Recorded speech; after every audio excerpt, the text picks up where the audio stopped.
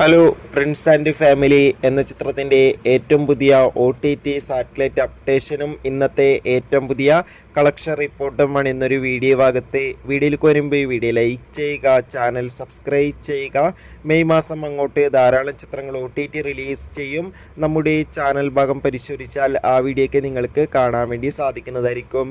Dileep, Dhyan Srinivas, Johnny Antony, Siddique, Manju Pillai, Bindu Panicker എന്നൊക്കെ പ്രധാന കഥാപാത്രങ്ങളായ ചിത്രമായിരുന്നു പ്രിൻസ് ആൻഡ് ഫാമിലി.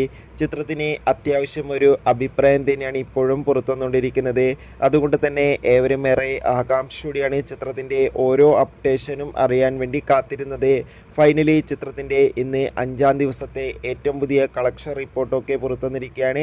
അത്യാവശ്യം മികച്ച ബുക്കിംഗ് ആണ് ഇന്ന് നടക്കുന്നത്. അതുകൊണ്ട് തന്നെ 1 കോടിക്കടുത്ത് വരെ കേരള ബോക്സ് ഓഫീസ് കളക്ഷൻ നേടിയെടുക്കാൻ വേണ്ടി സാധിക്കുമെന്നാണ് ട്രാക്കിംഗ് റിപ്പോർട്ടുകൾ സൂചിപ്പിക്കുന്നത്.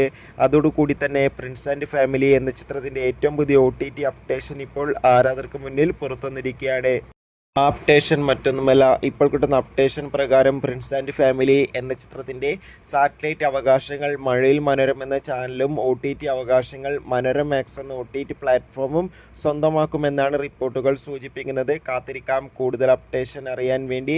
പ്രിൻസ് ആൻഡ് ഫാമിലി എന്ന ചിത്രം കണ്ടവരുടെ അഭിപ്രായം തീർച്ചയായും കമൻറ്റ് ബോക്സിൽ രേഖപ്പെടുത്തുക.